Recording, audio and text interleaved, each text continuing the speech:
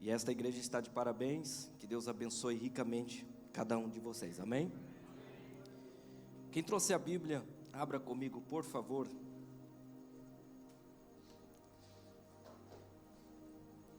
Carta que Paulo escreveu aos Filipenses, capítulo de número 2.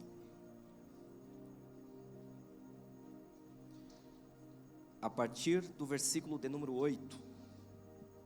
Vamos ler do versículo 8 ao versículo de número 11. Novo Testamento, carta que Paulo escreveu aos Filipenses, capítulo de número 2, a partir do versículo de número 8.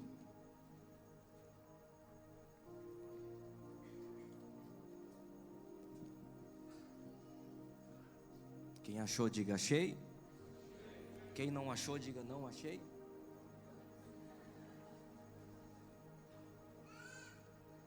Se tiver alguém do seu lado com dificuldade, ajude ele. Diz assim para ele: fica entre Gênesis e Apocalipse. Glória a Deus. Podemos ler?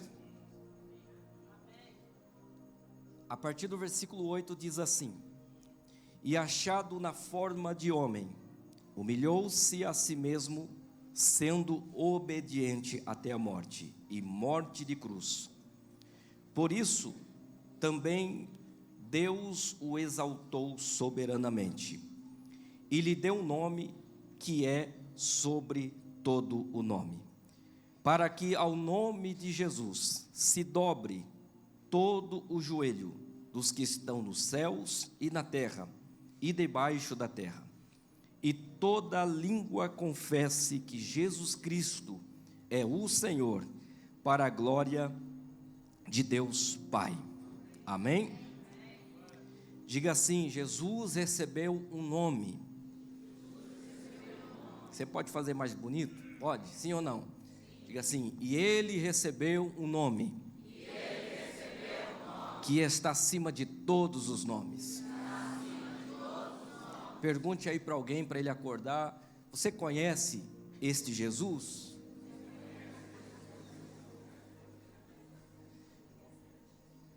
Primeira coisa que eu gostaria que você pensasse um pouco, eu sempre gosto de provocar o pensamento, fazer as pessoas pensarem um pouco, para compreender quem é Jesus, o porquê ele veio a este mundo, qual foi o propósito que trouxe Jesus a esta terra.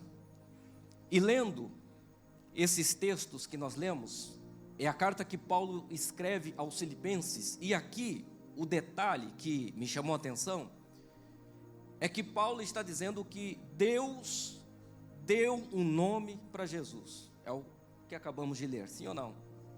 E ele recebeu um nome que está acima de todos os nomes.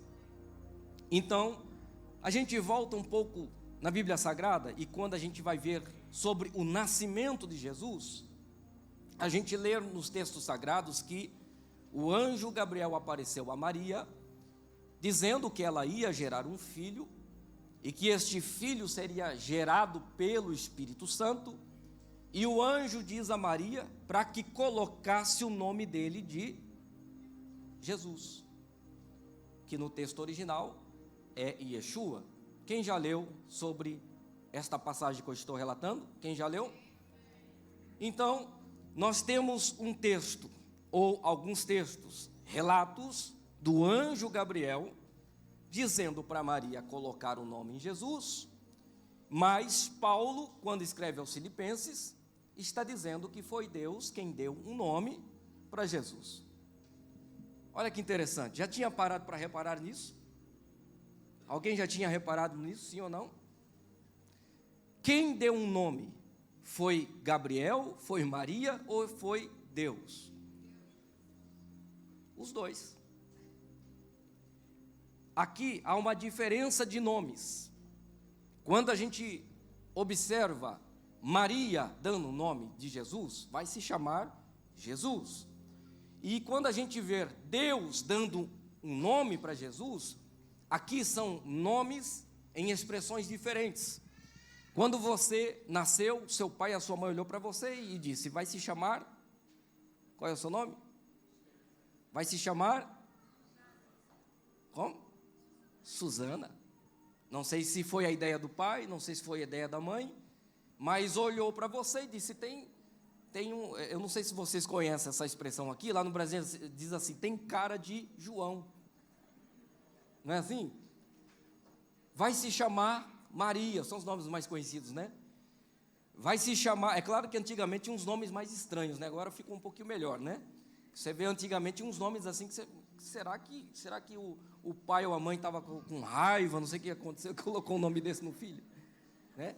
Quem tem um nome estranho aí, diga amém. Ai, tem gente aí que é sincero.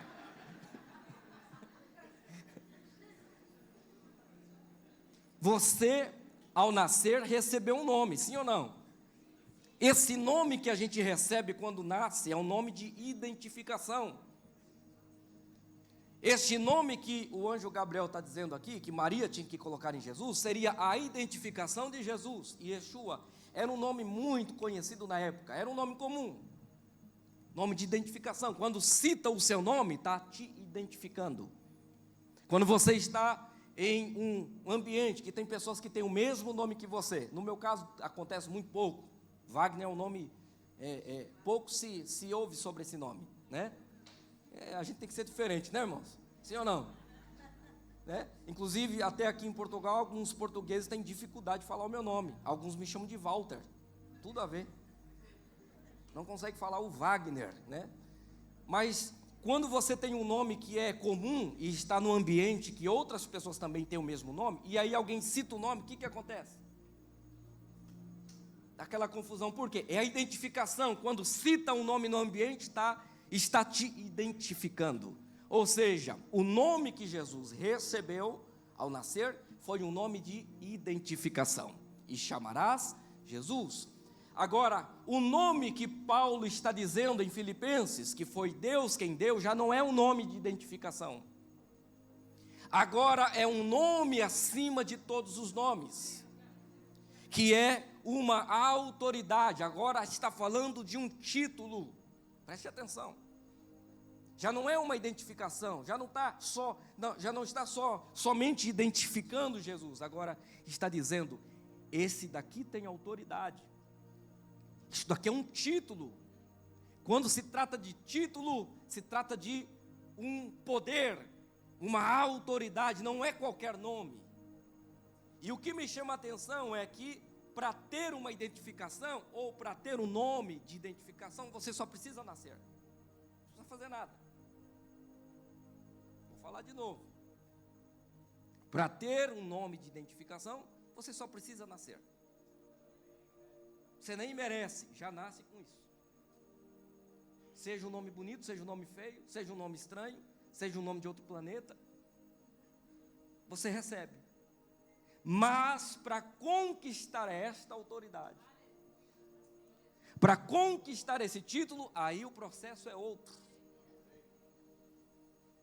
Você recebeu um nome de identificação. Jesus, ele recebeu um nome de identificação, e o processo que ele passou fez ele merecer um título.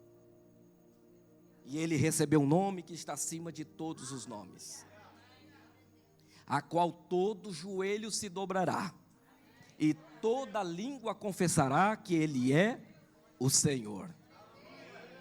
Até quem duvidou vai ter que naquele dia se prostrar e dizer: tu és o Senhor. Quem criticou o Evangelho de Cristo vai ter que se dobrar naquele grande dia e vai ter que dizer: tu és o Senhor. Quem cuspiu no seu rosto vai ter que se dobrar diante dele naquele grande dia e vai dizer: tu és o Senhor. Quem rejeitou este amor vai ter que se curvar naquele grande dia e vai dizer: tu és o Senhor.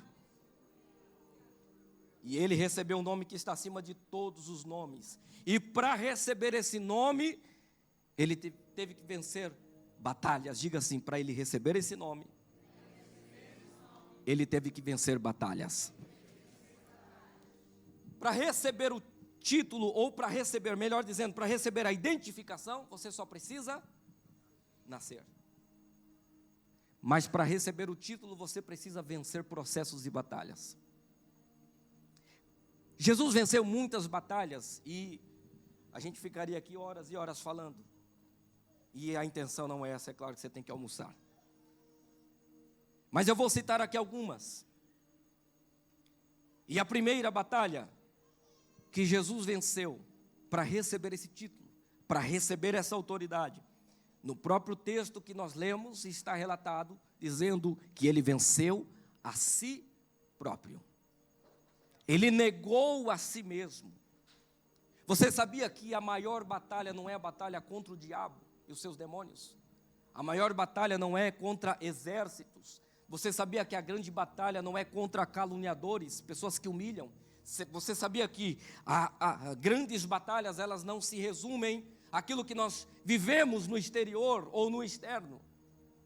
A maior batalha que um ser humano pode enfrentar é a batalha contra ele mesmo. O grande vencedor, o grande valente não é aquele que vence exércitos e soldados poderosos. É aquele que consegue vencer a si próprio, negar a si mesmo. Para andar com Deus, você tem que vencer a si próprio, negar a si mesmo. É uma constante batalha. A partir do momento que você se decide andar com Deus, todos os dias vai ser um dia de batalha. Você tem que lutar contra os seus próprios pensamentos, os seus próprios desejos, até que a sua mente seja transformada pelo poder do Evangelho. E você fique totalmente cativo à vontade e ao propósito de Deus. Desculpe-me se você aprendeu errado, porque eu também aprendi um dia que às vezes a gente não pode desistir de sonhos. Para andar com Deus tem sonhos que você vai ter que sepultar. Desculpe se eu estou espantando alguém, que a gente vive uma atualidade de excesso de motivação, que se ensina que a vitória vem porque você é motivado, e o Evangelho é totalmente contrário. O Evangelho ensina que eu tenho que vencer a mim mesmo. Eu nunca vi na Bíblia Deus levantando pessoas, motivando elas. Eu vi na Bíblia Deus levantando pessoas, jogando elas em buracos, levando elas para o deserto, passando prova, sendo perseguido, humilhado. Nem Jesus foi poupado do deserto. Quando vai iniciar o seu ministério, aos seus 30 anos de idade, ou 33 anos, ou melhor, 30 anos, o Espírito Santo vem e leva Jesus para onde? Não foi para o hotel 5 estrelas? Não foi para o melhor restaurante de Jerusalém, dizendo, vamos comemorar o início do seu ministério? Como é que o Espírito Santo vai fazer para o ministério de Jesus iniciar? Claro que naquela época não tinha, mas vamos supor que se tivesse, vai tirar uma foto bem bonita, alta definição de Jesus, colocar num cartaz bem bonito, dizendo, hoje começa o ministério do grande pregador Jesus. Foi assim que começou? Foi aplaudindo, sendo aplaudido, sendo motivado, você vai vencer, você é a última bolacha do pacote. Foi assim que começou? Você vai para o deserto. Nem Jesus escapou do deserto. O Espírito Santo leva ele para o deserto. É como se o Espírito Santo estivesse dizendo assim, vai começar aqui, ó. É filho de Deus, mas vai começar como tem que começar. Porque desertos revelam propósitos. Diga para alguém que está do seu lado, desertos revelam propósitos. Quem é que se manifesta e leva Jesus para o pináculo do templo e o monte mais alto? Quem? É esse mesmo. Olha aqui, como é que é a palavra? Olha que incoerente. De um lado o Espírito Santo leva para o deserto, do outro lado o capiroto leva para o monte mais alto e o pináculo do templo. Está vendo como é que é a ordem no reino espiritual? Para começar com o diabo, lugares altos. Para começar com Deus, deserto.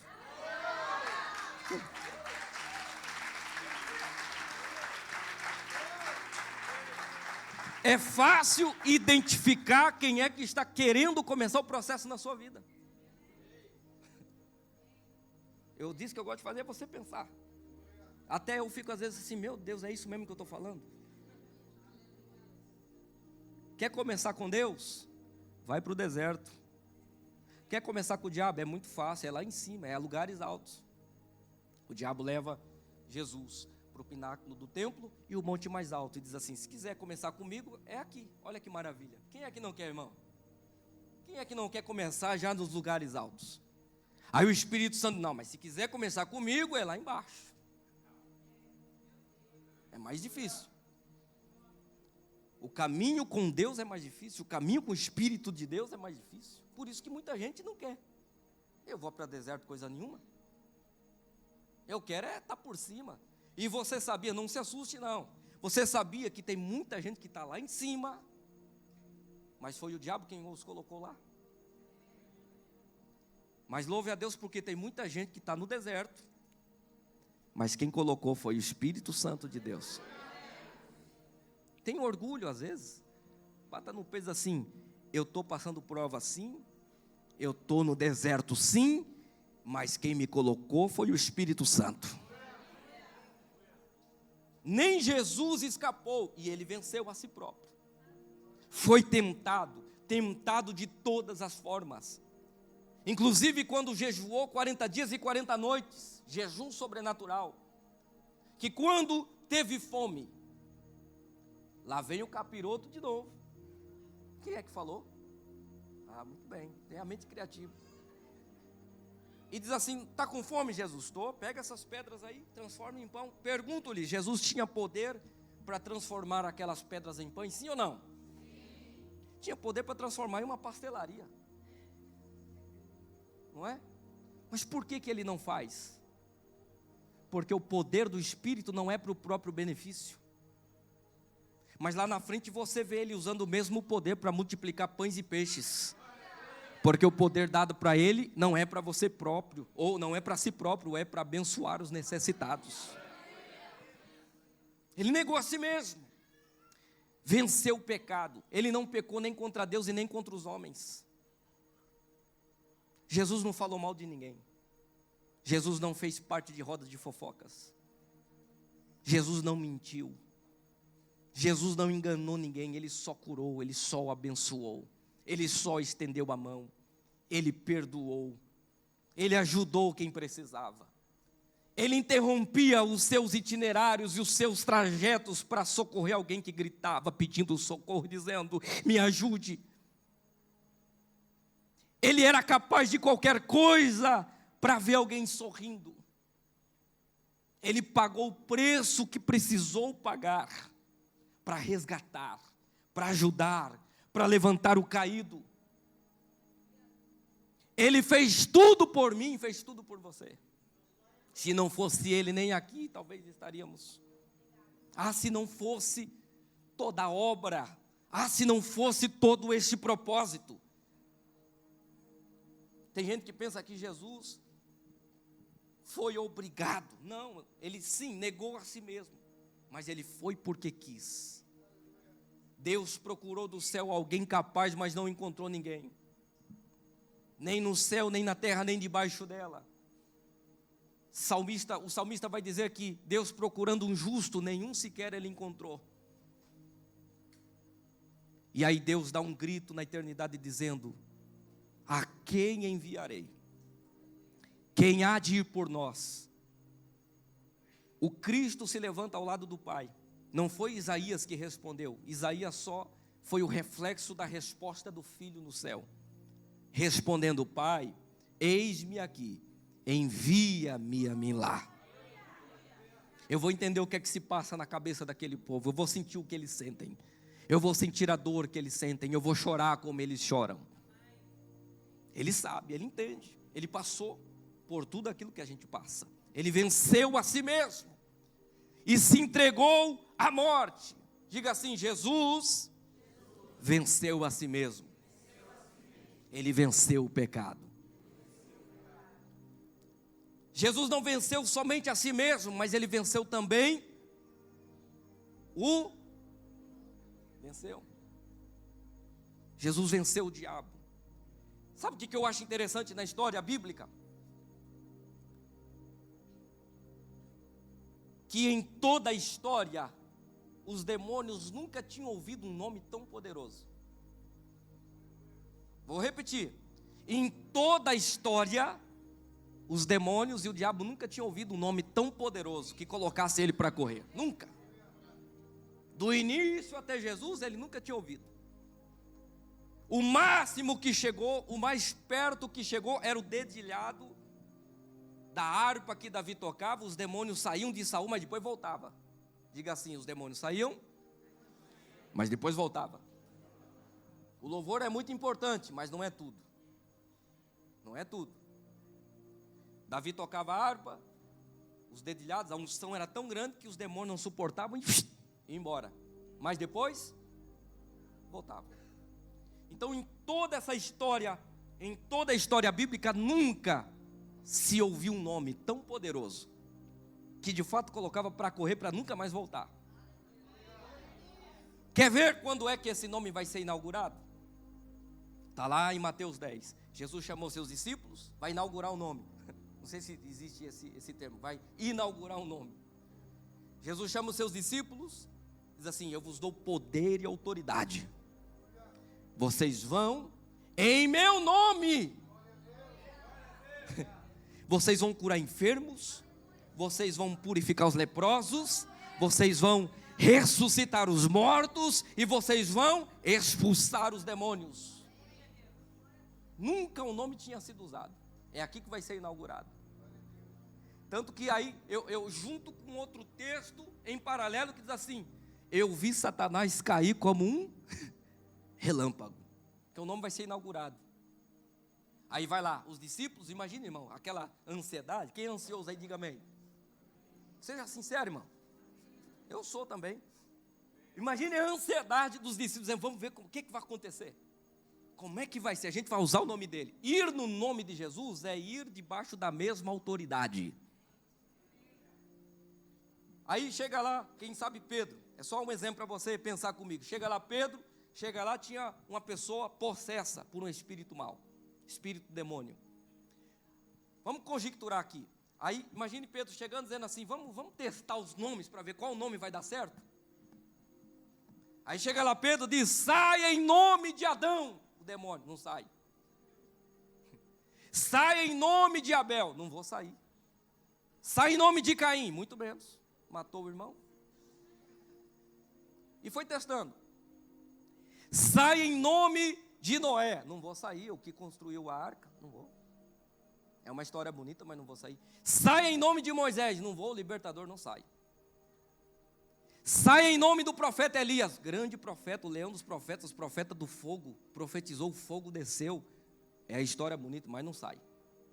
Sai em nome do profeta Eliseu, não sai. Sai em nome do rei Davi, não sai.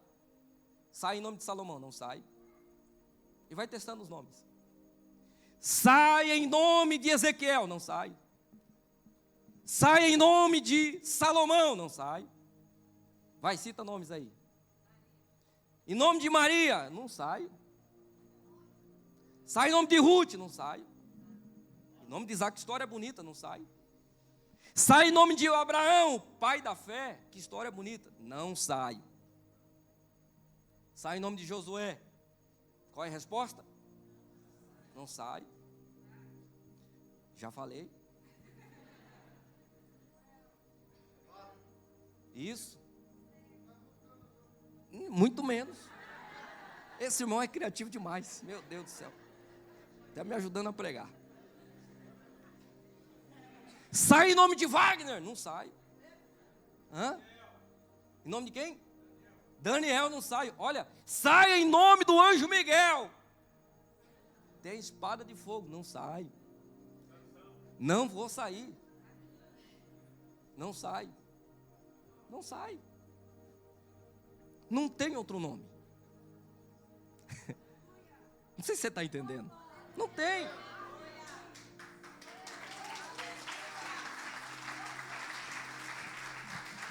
Quem sabe Pedro disse assim: sai em meu nome. Não sai. Hoje tem pregador que chega no púlpito assim: toda honra, toda glória, toda exaltação seja dada ao meu nome. Não sai. Pedro ficou, irmão, é só uma conjectura, ok? Não fica assustado não, é só uma conjectura. Vamos supor que Pedro ficou ali horas e horas testando os nomes e não deu. Aí ele olhou para os outros e disse: agora vamos testar o nome. Vamos ver se tem poder, porque não teve jeito. O capiroto não quis sair de jeito nenhum. Inclusive tem uma história aí que uma vez o pastor estava lá tentando expulsar o demônio, ficou 2 horas e meia e não saía de jeito nenhum. Não vou sair. O pastor já estava todo suado, todo arrebentado, todo lascado, rasgou a roupa. Já viu aquele demônio bravo? Aí ele disse assim: traz uma água para mim, por favor. E o demônio: para mim uma Coca-Cola Light. Não é que a Coca é do diabo não, tá, irmão? Não é isso. Não sai, porque se não tiver autoridade não sai. Aí Pedro testou todos os nomes, aí olhou para os outros e disse assim: agora vamos testar. Aí diz assim: sai em nome de Jesus. Já era, acabou.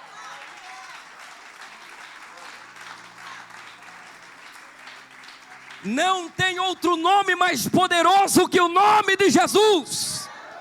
Não tem outro nome que tem tanta autoridade como o nome de Jesus. Jesus venceu o diabo. Além de ele vencer o diabo, Jesus venceu a morte. Diga assim: ele venceu a morte. Você conhece alguém que já venceu a morte? Conhece alguém que já venceu a morte, que encarou assim: eu não vou. Vamos imaginar que a morte seja igual aparece nos filmes, aquele bicho de capa preta com a foice na mão. Vamos imaginar. É tempo de ficção. Você conhece alguém que já enfrentou a morte e venceu ela? Além de Jesus? Mas Jesus venceu. Ele venceu. Vamos narrar como é que foi? Lá vai a morte subindo o Gólgota. Só leva quem tem pecado. O salário do pecado é a morte. Só consegue vencer quem peca. Pegou? Não pegou não, está muito quieto, está muito estranho. A morte só tem poder contra quem tem pecado. Aí lá vai a morte subindo o Gólgota. Aí olha para o malfeitor que está à direita e diz: tem pecado, vou levar embora. Está fácil, chegou a hora. Olha para o malfeitor que está à esquerda: tem pecado? Sim ou não? Tem, não tem conversa, vou levar. Não, mas me espera só mais 5 minutos, não tem conversa, chegou a hora, acabou. Mas quando olhou para o homem que estava no meio, escute, a morte olhou para Jesus e disse: posso falar com o senhor só um minutinho? Pode, o que é que você quer? Olha, eu estou aqui só para cumprir o protocolo, tá a ver? Estou aqui só para, é a hora que o senhor quiser. É que me mandaram, deram a ordem, eu estou aqui para obedecer. Mas se o senhor não quiser ir também, não tem problema. Consegue entender a diferença? O senhor quer ir agora ou quer ir depois? Aí Jesus engrossa um pouquinho a voz. Aí calma. Dá um passo para trás, porque teme, né? Só não dá glória quem está desviado. Olha, aí Jesus assim: ô senhora morte, não vou na hora que você quer e nem vou entregar o meu espírito para você. A Bíblia diz que Jesus olhou para o Pai e disse: Pai, nas tuas mãos eu entrego o meu espírito.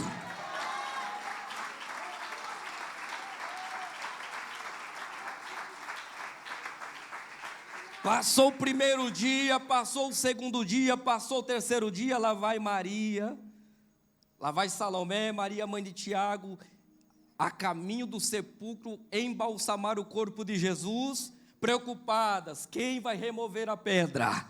porque a pedra é pesada. Mas a Bíblia diz que quando lá chegaram, já não tinha mais pedra, a pedra foi removida. E o anjo, um varão de branco, se apresenta e questiona: por que estão procurando entre os mortos aquele que vive e vive para todo sempre? A morte não tem poder contra este nome. Dá um grito aí no ouvido do irmão que está dormindo, diga assim: ele venceu a morte.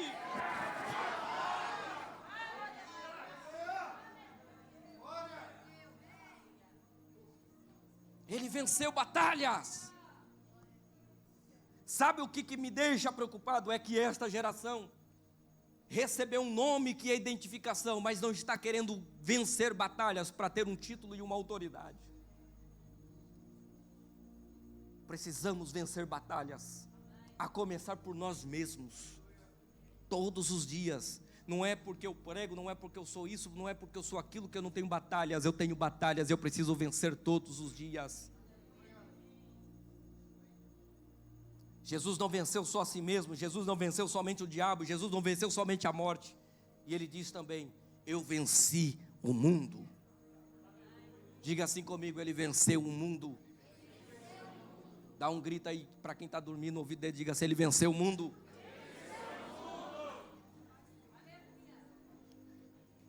Sabe que mundo é esse que Jesus venceu? Não é o mundo Terra, planeta Terra. Que a gente lê o texto e pensa que é mundo, eu vou lá para o mundo. Não, esse mundo que Jesus venceu aqui, é o mundo que significa o sistema que rege toda a terra.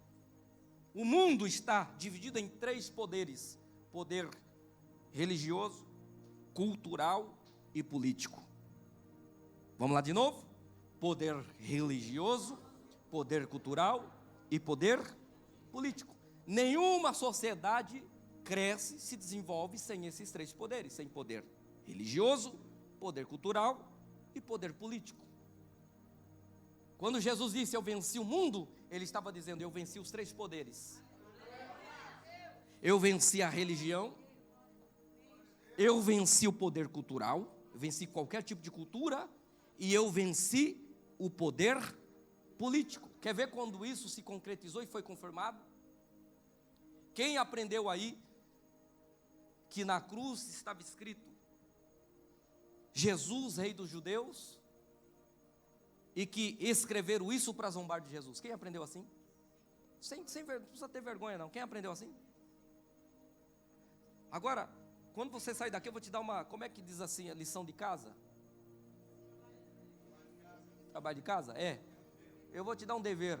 Quando você chegar em casa, você vai pegar os textos lá em João, capítulo 19, capítulo 20, capítulo 21, e vai ler. Lição de casa, ok? Para você ver quem é que escreveu o nome e por que escreveu.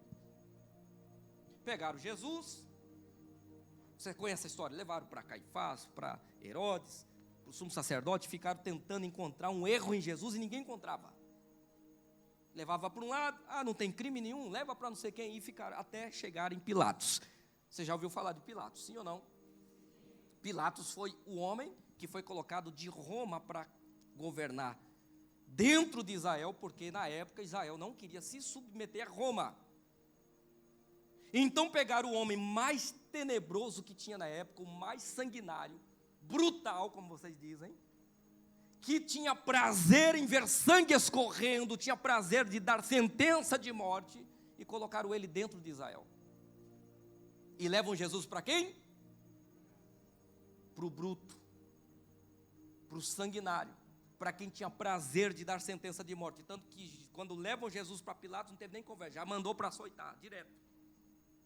Para começar a conversa, já foi para os açoites. E aí quando trazem Jesus de novo, Jesus em silêncio apanhou e não falou nada. Judiaram dele e ele não reclamou.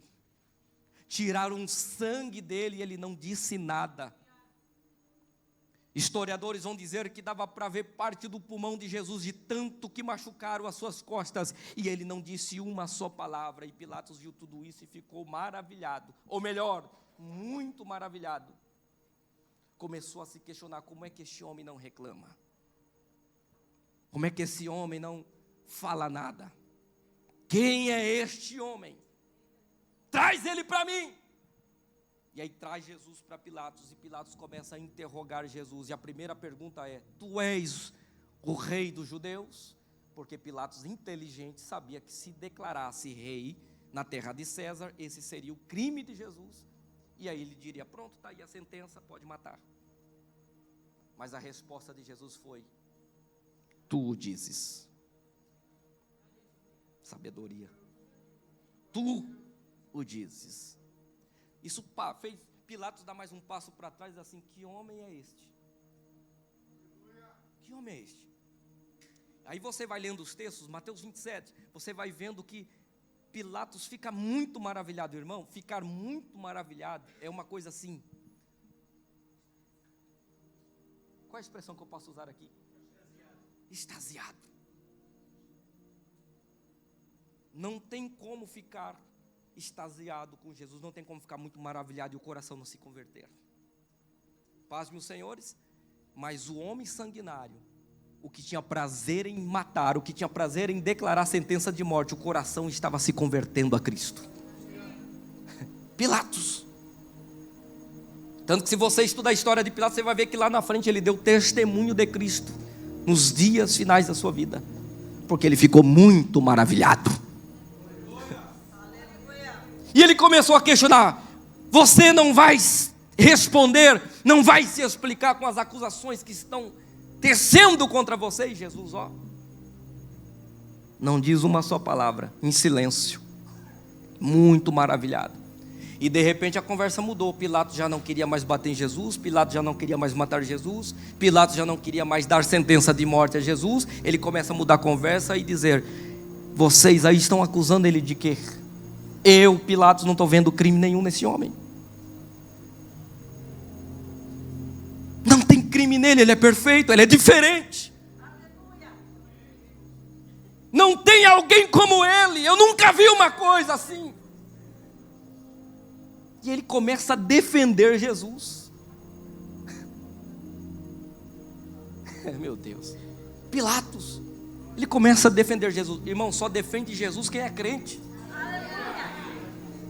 Pilatos se converteu em 15 minutos por ficar de frente com Jesus. Eu que sou professor e pregador, às vezes prego 1 hora e tem gente que sai descrente do culto dizendo assim: o pregador pregou tudo errado.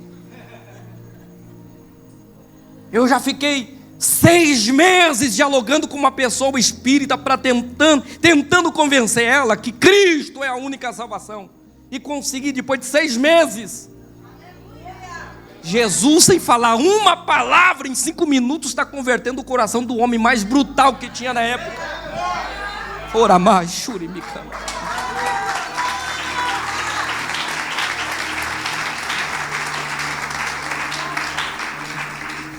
Você consegue entender? O silêncio de Jesus ensina. Quando Jesus ficar calado, não reclame não, ele está ensinando. E para completar a obra, escute, estou quase caminhando para o final. Para encerrar a obra, a mulher de Pilatos, a esposa, Cláudia, vem interrompendo a reunião, pede licença: eu preciso falar com meu marido. E quando chega ao pé de Pilatos assim: não faças nada contra esse homem, porque a noite toda uma voz disse no meu ouvido: ele é justo, ele é justo, ele é justo, ele é justo. Já não bastava o coração de Pilatos derretido, a mulher vem e diz assim: não faças nada contra ele, porque a voz confirmou que ele é justo, não tem crime nele. Pilatos. E aí você entende a história de Barrabás? Quem já ouviu falar de Barrabás aí? Não era o dia de Barrabás, a cruz não era de Barrabás, não tem nada a ver. Barrabás era o pior bandido que tinha lá dentro. E aí Pilatos diz assim: pega o pior malfeitor que tem lá, porque eu vou colocar diante da multidão e eu tenho certeza que vão livrar Jesus, e ele não vai morrer. Barrabás é a tentativa de Pilatos de tentar resgatar Jesus e livrar ele da cruz. Chama lá o pior bandido que tiver lá dentro. Aí foram lá, o pior, Barrabás é o pior, traz ele. É Pilatos tentando livrar Jesus da morte, consegue entender? E coloca diante da multidão, a multidão que ouviu a palavra, a multidão que teve o seu peixe multiplicado, a multidão que teve pão multiplicado, pessoas que foram libertas, curadas, transformadas, e pergunta para essa gente: quem vocês querem que eu solte? Solto Jesus ou solto Barrabás? Consegue entender, irmão? Você é inteligente. Quem é inteligente aí? Diga amém. Tem gente que está com dúvida, vou perguntar de novo. Quem é inteligente? Diga amém. Você consegue ver que Pilatos estava tentando livrar Jesus? É o pior que tinha. Quem vocês querem que eu solte? Pilatos ficou ali torcendo, dizendo assim: vão livrar Jesus, vão mandar ele para casa, ele não tem crime nenhum, ele é diferente. Não vejo nada de errado nesse homem, ele não merece estar aqui. É injusto ele sofrer assim. E a multidão gritou: solta Barrabás. Mas é o pior bandido, não interessa, eu quero que matem Jesus.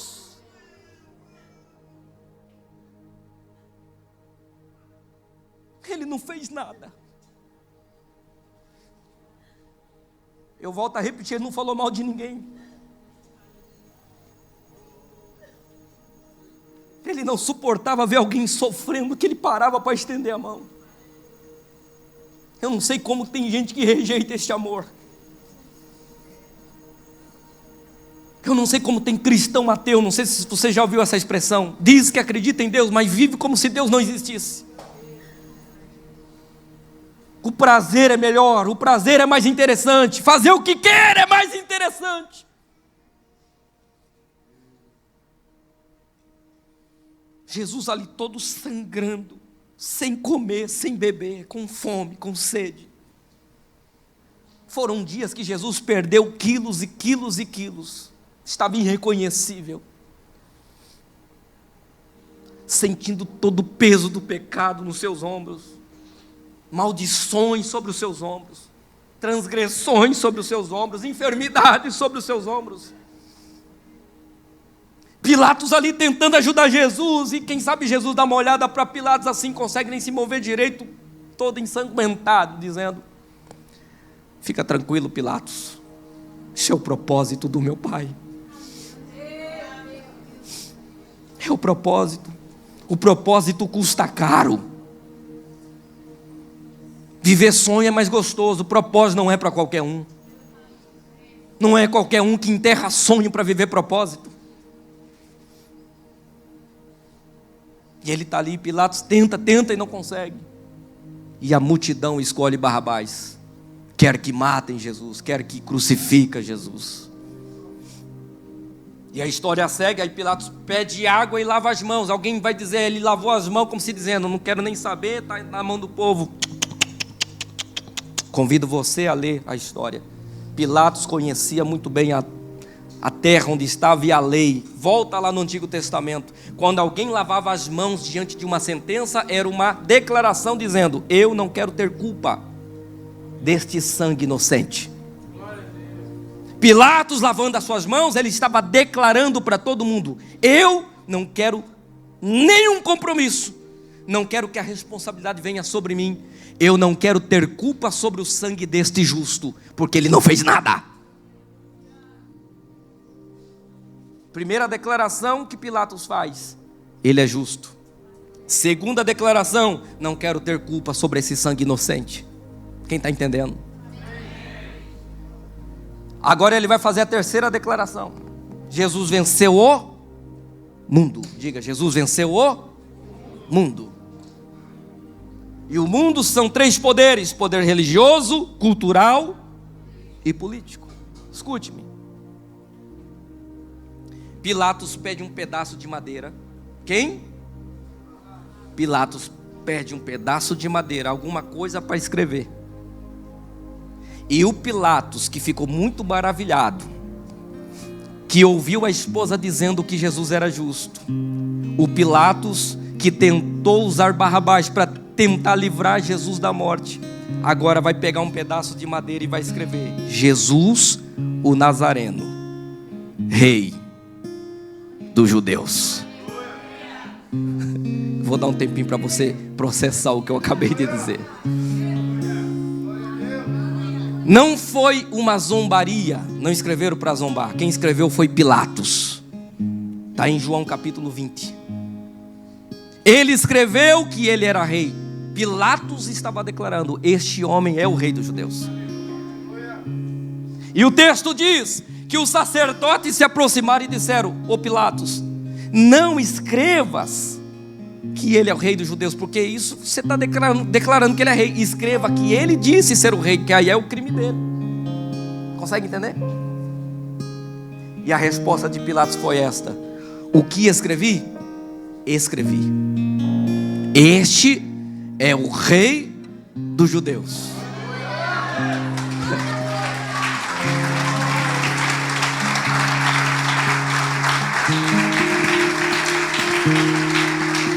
Para encerrar, o que estava escrito em hebraico.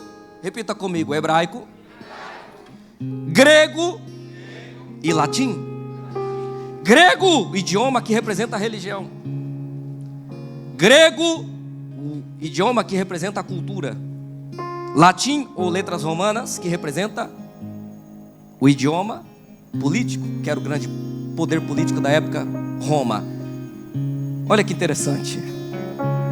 Em cima da cruz está escrito Rei dos Judeus, em hebraico, em grego e letras romanas. Pilatos escreveu assim. Irmão, se não der glória a Deus, eu vou fazer um apelo no final para você, viu? Pilatos escreveu: este rei aí, ele é maior do que o poder religioso. Este rei aí dos judeus, ele é maior do que toda a cultura da terra. E este rei aí é maior do que todo o poder político que pode reger a terra. Levante assim uma das suas mãos para os céus. Levante, levante. Diga assim: ele é o rei dos reis. Grita: ele é o rei dos reis e o Senhor dos senhores. Diga assim: a religião é menor, a cultura é menor que ele, os políticos são menores do que ele. Diga assim: ele é maior. Ele venceu a si mesmo, ele venceu o diabo, ele venceu o pecado, ele venceu a morte, ele venceu o mundo.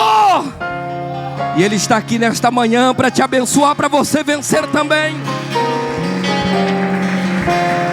Grupo de louvor pode vir. Quem conhece esse nome aí, comece a adorar. Vença suas batalhas.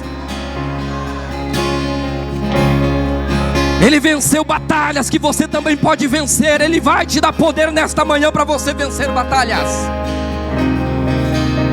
Tem como ser aquele louvor do nome de Jesus. Obrigado.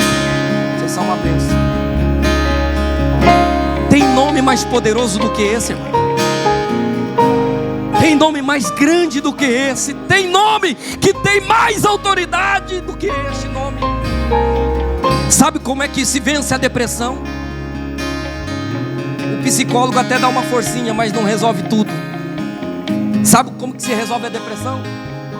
É um vazio que há dentro de nós, que só Ele pode preencher. Sabe como é que se vence o pecado? Não é se fazendo de santinho, vivendo uma vida de mentira e de engano. É preenchendo o vazio que só Ele pode preencher. Sabe como é que se faz para viver feliz? Não é procurando alguém para te fazer feliz. Não é entretenimento que vai fazer você ser feliz. Não é presente. Não é uma viagem. Tudo passa.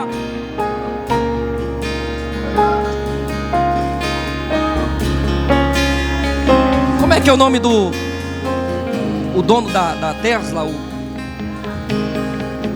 Elon Musk? Eu vi uma entrevista dele. Um homem, um dos mais poderosos dessa terra, rico. Eu não consigo imaginar quanto dinheiro que aquele homem tem. Alguém sabe de quem que eu estou falando, né? Sim. Perguntaram assim para ele: você é feliz? Ele baixou a cabeça e começou a chorar e não respondeu. O homem que conquistou tudo que ele quer, ele vai lá e compra. Nada, não tem dificuldade de nada. Ali o Espírito Santo falou comigo. Tem um vazio dentro de nós que o próprio Deus fez para Ele ser a presença para este vazio. Quando Ele desceu no Éden, perguntou: Adão, onde você está? Deus sabia onde é que Adão estava. Mas a pergunta não foi espaço geográfico. A pergunta foi: Adão, onde é que você está dentro de você? Que dentro de você se perdeu e o meu espírito não te encontrou. O meu espírito não se comunicou com você. Onde é que você está? Porque o pecado faz a gente se afastar, o espírito se desconecta, faz a gente se esconder e não querer Deus. E nesta manhã, o Rei dos Reis, que o próprio Pilatos declarou que Ele é o Rei. Pilatos declarou que Ele é Rei. Será que a gente nesta manhã consegue declarar que Ele é Rei também?